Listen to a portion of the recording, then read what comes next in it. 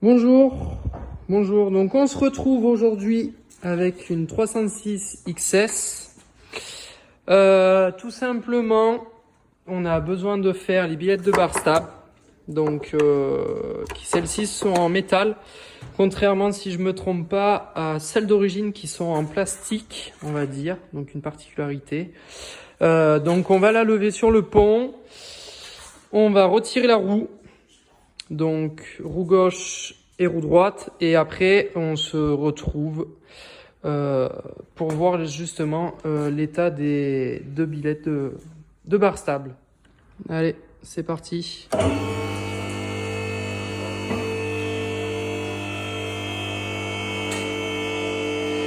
Donc là j'ai pas spécialement besoin, on va dire, de la lever énormément.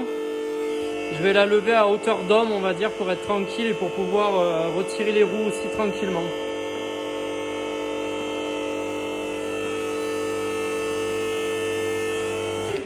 Donc aussi, pour montrer, voilà, moi c'est un pont élévateur Twin Bush, donc de 3,5 tonnes, on va dire, voilà, que j'ai acheté à un particulier, vissé au sol, on va dire, voilà, sur ma dalle.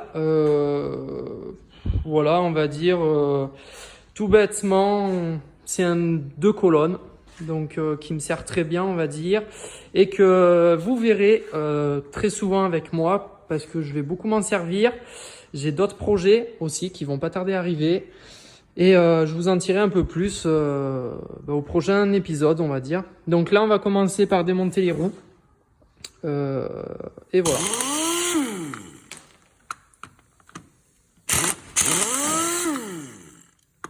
Merci jeune. On est là.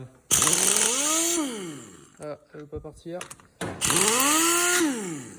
Allez hop. Donc maintenant, pour ceux que ça va, bon là je vais prendre mon genou. On tape légèrement si la roue elle veut pas partir. Et après on l'a. Donc du coup, moi ce que je fais, je les pose en dessous. Voilà, comme ça j'ai pas de soucis. Donc voilà, comme je le disais, elle est en plastique d'origine. Donc voilà, si tu l'as.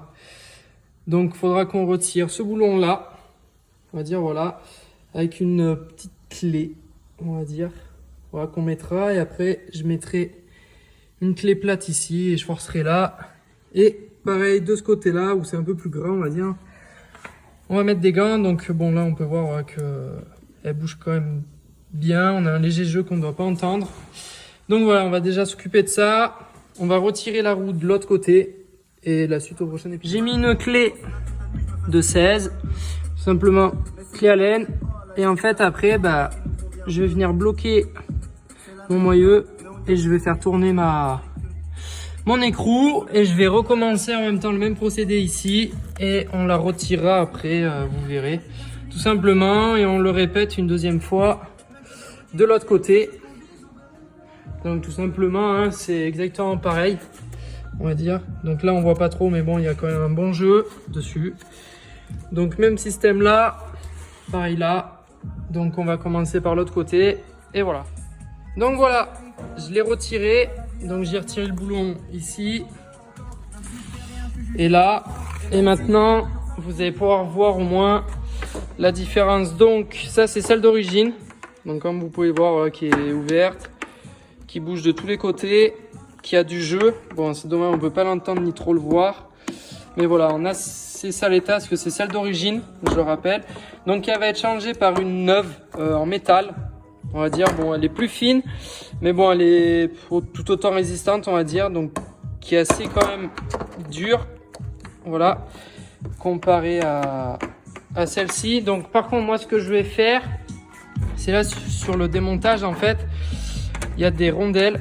Donc ce que je vais faire, je vais récupérer ces deux rondelles parce que, on va dire, sur celle-ci elles y sont pas, donc je préfère quand même les remettre, même malgré qu'il y ait, on va dire, un écrou frein filet. Donc j'en mettrai moi sur mon filetage parce que j'en ai, c'est du Loctite. Et pour donner un avis, voilà, 2 barres stabilisatrices, on va dire, il y en a pour, voilà, en moyenne 31 € avec le frais de port. Donc assez raisonnable, très facile à faire.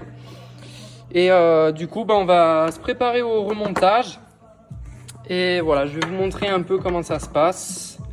C'est très simple. Voilà, c'est très simple. Donc, voilà, pour vous le rappeler, Loctite Blue écrou, autant pour moi, désolé.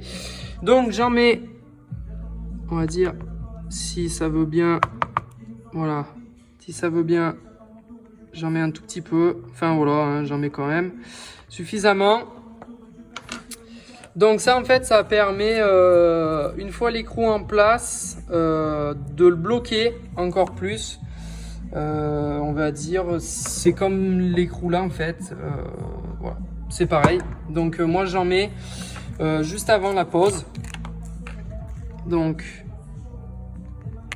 si ça veut bien, parce que bon, il commence à être vide un peu le coco, on va dire. Donc après, il ne faut pas tout au long, hein. Moi j'en mets que à partir de là, voilà. Donc tout simplement, alors après, faire attention au câble. Donc on le passe bien évidemment en dessous. Moi je la mets là et après je la passe ici. Voilà.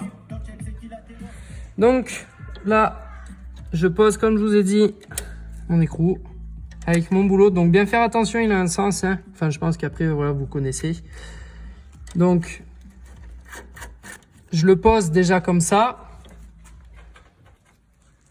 Répétition pour celui du haut. Donc ouais, on verra. Donc pareil, fais attention aux côtés. Voilà, donc déjà au moins je sais que ma tige, on va dire, elle va pas s'échapper de nulle part. Je vais procéder maintenant, si je retrouve mes outils, voilà. Je vais procéder maintenant, on va dire tout simplement, je vais vous montrer à celui du bas. Donc là, on va dire clé de 16, elle est trop petite maintenant. Donc je vais prendre une de 17, tout simplement. Donc voilà, maintenant si on passe à une clé de 17, hein, voilà, comme ça au moins vous êtes au courant. Ça reste toujours la même, on va dire, clé à laine par contre, si ça veut. Voilà.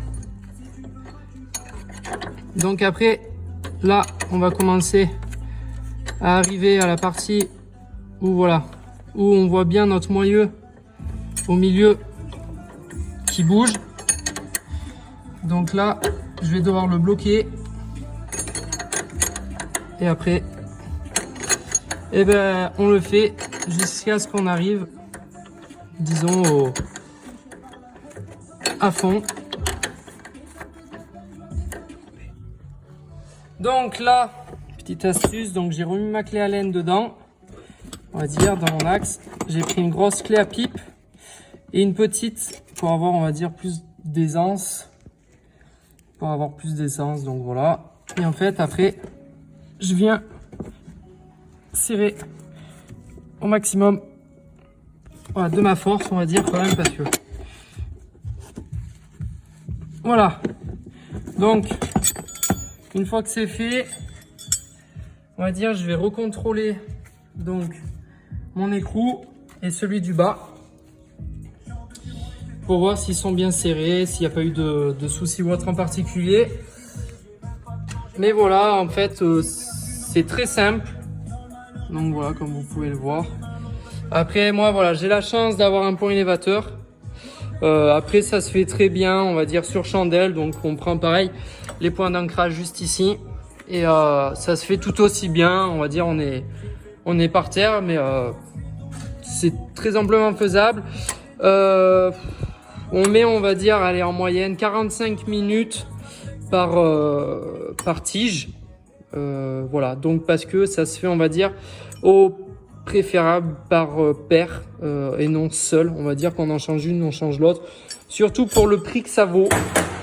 Donc maintenant, on va passer de l'autre côté que je vais pas filmer parce que c'est exactement pareil, on va dire. Donc voilà, je vais vous laisser sur ça, sur ce point final. Donc après, bah, tout bêtement, je vais resserrer, je vais remettre la roue et je vais resserrer. Donc voilà, la seconde. Donc comme vous pouvez le voir, voilà, qui est ouverte. Donc en très mauvais état aussi. J'ai fait aussi également un système, donc on va dire tout bête, donc qui m'a servi, on va dire, pour avoir cette clé. Et en gros, j'étais comme ça. Et normalement, il est fixe en fait. Et voilà, donc ça m'a permis, on va dire, de retirer plus facilement. Donc pour ceux qui ont ça à tout hasard, ça marche plutôt pas mal aussi. Donc maintenant, on va procéder au remontage comme j'ai montré pour la première. Et après, voilà, je vous montrerai également au niveau des newtons avec ma clé dynamométrique. Bon, normalement, c'est très simple, hein, mais bon, pour ceux qui connaissent pas, voilà. Donc là, je l'ai uniquement remonté la roue avec les écrous et la clé à choc. Donc sans utiliser la clé dynamométrique que j'utiliserai juste après. Voilà. Ici, donc après ça, c'est graduation. C'est pour, on va dire, soit on est à 112,0. Donc là, je rajoute 2, 104, 112, 114, ça fait 116. Et là, hop, 8. Et là, je suis à 120 parce que 112 plus 8, 120. Voilà, tout bêtement. Je resserre ici. Donc, une clé de 19. Le frein à main sera préférable. Et ensuite, on serre jusqu'à ce qu'on entende ce bruit. Donc, ça veut dire qu'on est serré à 120 Nm de coupe. Voilà. Donc après, moi, ce que je fais souvent, je mets 120 et je continue légèrement sans non plus faire un quart de tour, bien évidemment, parce que ça peut abîmer. Voilà. Donc après, on peut dire, voilà, sans me forcer, bien évidemment. Voilà, pour vérifier, je suis bien à 120. Et voilà. Donc maintenant que j'ai tout effectué, la voiture est prête. Nous avons changé les tiges comme ce que je vous ai montré. Et la voiture maintenant est prête à repartir. Voilà.